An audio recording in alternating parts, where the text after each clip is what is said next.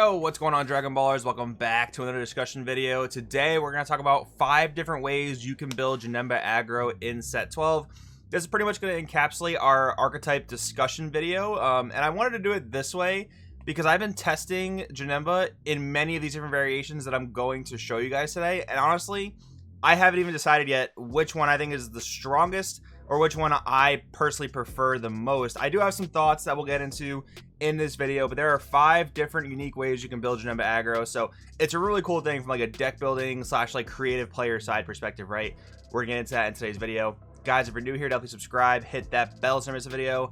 If you want to help the channel out, go down in the description. Today particularly, you can check out the Patreon. Really helps get your game up, especially if you want to compete at some of these bigger tournaments coming up over the next couple months. So with that being said, let's get started, guys. So we're going to start this off briefly by going over what the archetype aims to do. It is an aggro deck. You're looking to play your Janemba skillless as early as you can. One of the most efficient ways to do that is going to be through Son Goku Nimbus Master, card from Draft Box 6. Basically, if you combo him on your opponent's turn, you get to play a skillless battle card, cost 2 or less, straight from your deck. So it's almost like a Dimension Support Trunks. Dimension Support Trunks would be a cool card for an archetype like this. I was also messing around with it with the Shroom and Salsa stuff. But the problem with that card is it brings the skillless guy out with critical. And while that is pretty good, 2 bodies for 1 energy, one of which being a 20k crit, the problem with that is it's not a skillless for the turn that you play it because it has the critical skill. So you can't go up an entire chain as you're doing that. But I suppose if you could play Dimension Support Trunks on 2, swing the 20k critical, and then go into your next turn where your skillless is back to being a skillless, it's also a very, very good thing to do. But some decks just have a little bit of trouble getting that out by turn 2, getting the 3 in the drop area. So anyways, the most efficient way that I found is Nimbus Master. A lot of lists are using this. That's not anything too groundbreaking. On turn 3 or on 3 energy, you want to go into Janemba Bewitching Blow. He's a 3-drop critical dual attack. At the end of the turn, he goes to the warp because, you know, you get to cheat him out for free. That's kind of like a balancing they put on him, but you actually never have to worry about that because usually he'll already be off the board technically by the time you finish your entire chain.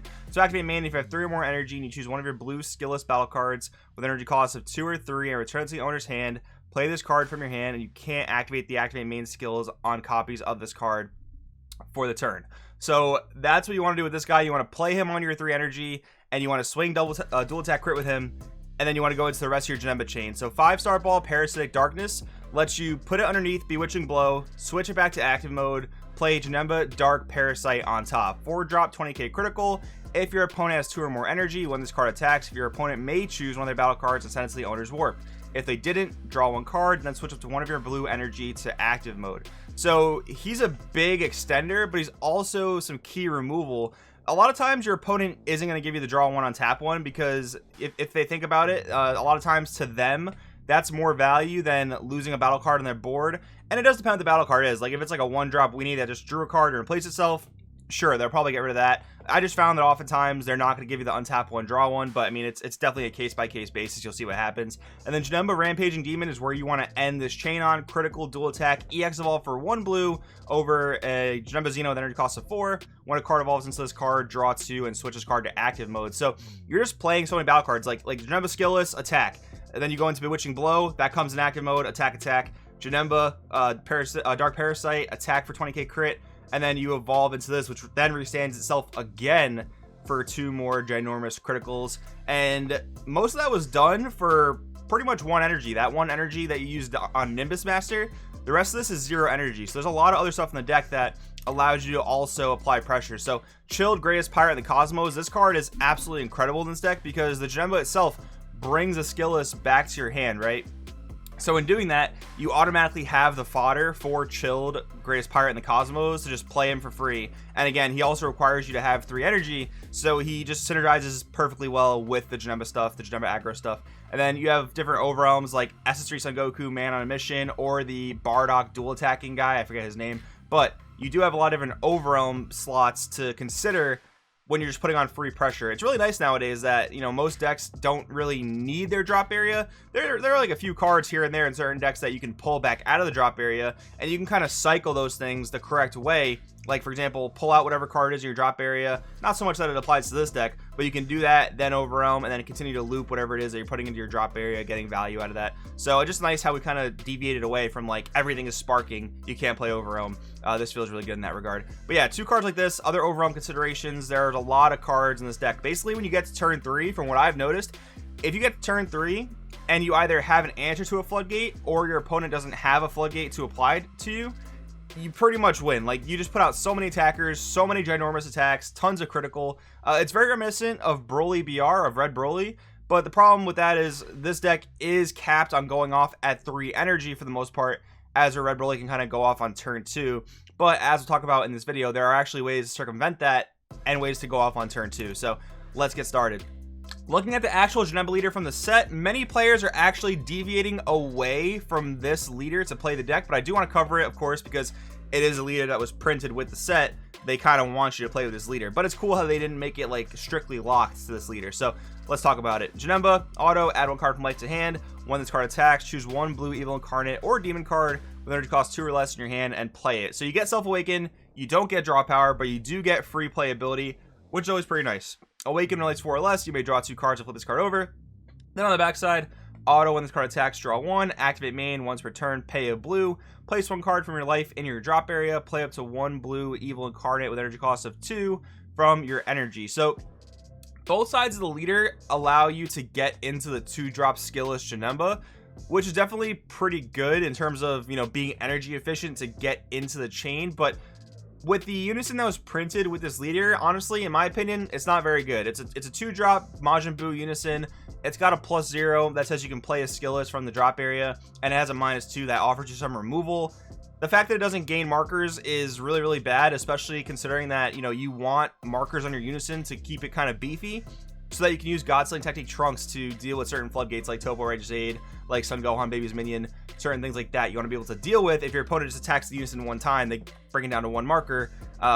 That's pretty much a dead card in your hand. So I think the best unison to play with this leader is Zeno Cosmic Unison, because as long as your leader is mono blue, he ramps you up. So on turn 2, you go to 3 energy, and then you can do your entire Janemba chain. Again, the leader gets you into the skillless guy for free just via the leader's effect. So once you play Zeno, ramp it up, you're able to go into your Bewitching Blow, do your entire chain on turn 2, and that is a really, really big tempo swing. It is a little bit reliant on seeing the Zeno unison, but it's not impossible. It's actually very, very doable. There are searches for the Zeno unison you could play. I don't know if I would necessarily recommend it, because you'd really only be searching this card and maybe God-Sling Technique Trunks. 8 cards to search off of a top 5 search. Not super consistent, but it is an option you have at your disposal. Other than that, you're kind of just hoping to draw into Zeno, and you can go off on turn 2 from there. That's when this deck's going to be most powerful, when you can get off on turn 2, or if you're able to, you know, circumvent those floodgates, as I talked about before. So next up, guys, next way you can build a deck is with the OG Goku Black leader. So this guy basically says when you have 2 or more blue energy, you can charge an energy from your life. So you do get self-awaken there. The problem with a leader like this, the problem with an old school leader in general really, is that you lack draw power. The front side of most of those leaders don't really have draw power, but this leader actually can circumvent that. So the way you're going to do with this, you're going to get to turn 2, you're going to use your ramp effect, much like Zeno Cosmic Unison allows you to do with the actual Janemba leader, but this time it doesn't require a unison. It just requires your leader to do its thing, right? So 2 energy, ramp to 3. Now, the really important thing here is you have to be able to get awakened on turn 2. If you can't do that, you're going to fall really, really far behind. But by awakening turn 2, because this leader is a draw 2 on awaken, if you awaken on turn 2, you're going to make up those draws that you would have gotten if you were any other leader that just attacks and draws, right? Because think about this, going first and on awakening on turn 2, you're actually netting an extra draw compared to any leader that attacks and draws for the first 2 turns, right? Because you're getting those 2 draws and you're getting your draw on your awakened swing. So how do we, you know, ensure that we're awakened by turn 2? Well, Combo Attack Janemba is a card you absolutely should play with the archetype. It combos very, very well with Psyche Demon. Basically, Psyche Demon is a 1-drop. Look at top 7, add any Janemba to your hand. Combo Attack Janemba is one of those valid targets, as well as Bewitching Blow and other cards in the deck. So with that in mind, he comes down, burst 2, he flutes the Psychic Demon back to your hand so you can reuse it, which is actually a really, really strong play, and then you can take up to 2 life with his effects. So that's one of the ways we're going to guarantee our Awaken. I would also probably recommend playing a couple copies of either the new 1-drop Goku that attacks, takes life, gains critical from set 12, or Vegeta, Savior of the Future. He's just a 1-drop, swing, take a life, double striker. So those are both great aggressive pieces. They also help you get Awakened by turn 2. Getting Awakened by turn 2 is the most important thing, but if you can rip yourself down to 2 life, that's where you're gonna get the most value out of the leader, because your leader will be swinging for a 20k double strike. So that's really where you want to be at on turn 2. Getting Awakened is the most important thing, but if you can get down to 2 life, and combo attack Janemba helps out a lot, your opponent attacking you will help that a lot. So those are the ways you kind of want to do that as efficiently as possible if you were to play this leader. Next up, Reboot Hit. Another one I have been trying out a lot, and I do really like it. Even though it's a red leader, it does serve the archetype very, very well. So the main thing about this leader is the backside, where basically you swing, you get to play a 2-drop skillless from your drop area for free. Much like the Janemba leader we saw earlier, this is a free way to put a skillless guy in play, but this leader draws cards all the while, unlike the actual Janemba leader. And then of course you have combo attack Janemba. You can play some of the other 1-drops that take life to get Awakened. Getting Awakened with this strategy is not too difficult because of combo attack Janemba. One of the really cool things that Hit offers, well, 2 really cool things actually, his activate main / battle. He offers you some cheap removal. So let's say you're in a mirror match, you can deal with your opponent's chain. Let's say you're playing against Red Broly. That matchup's actually very, very favorable for you because you're just constantly removing their battle cards, and it just offers you some a safety net if you want to play it just a little bit more mid-rangey, not so much full-on gas aggro. But he also offers you Bardock the Resolute, because your deck is full of critical and your leader's red. So you can play Bardock the Resolute, much like Red Broly takes advantage of this card. You're able to take advantage of this card as Reboot Hit. I would say this is one of the top ways to play the deck because of that interaction and because of the leader's ability to remove cards, especially if Red Broly is going to continue to be a very, very strong deck in the meta. Next up, guys, Skillless Goku, definitely a deck you can consider playing with the entire Janemba chain. Skillless is good. I mean, of course, it draws a lot of cards. We all know that Skillless draws a ton of cards, but this is going to have the same problem that Skillless always has, and that's, you know, making sure you open up a copy of either Son Goku The Adventure Begins or a copy of 4-Star Ball, because if you don't, well, you're going to fall really, really far behind. You're not going to get any of your draw engine going, and honestly, if that happens, this is probably the worst deck to play the engine in. But I mean, you know, I'm a little bit biased because I've played in a lot of tournaments where I haven't been able to open the ball or the Goku, but realistically, that doesn't happen a whole lot. Most often that's not going to happen, and then when you are on your, you know, on your way to drawing a ton of cards, you're going to be very, very consistent in the sense of you're going to be, you know, cycling out 4-star balls. You're going to be able to use Adventure Begins effect to get the 2-drop Janemba out on the board. It's another way to do that, you know, next to Nimbus Master, so that works out quite well. Next up, guys, this is what I think is going to be the strongest, most meta way to play Janemba, Soul Striker. Why is that? Well, I've talked about this card a lot, Son Goku Nimbus Master. It's one of the most efficient ways to get your skillless Janemba out onto the board and then go through your whole chain. Once your Janemba's out on the board, most decks have a pretty tough time removing it, especially in the first 2-3 turns of the game. Green has a pretty easy time removing it, but I mean, green's all about removal, right? So that's not too surprising. Anyways, Son Goku Nimbus Master, one of the best cards to play in this deck.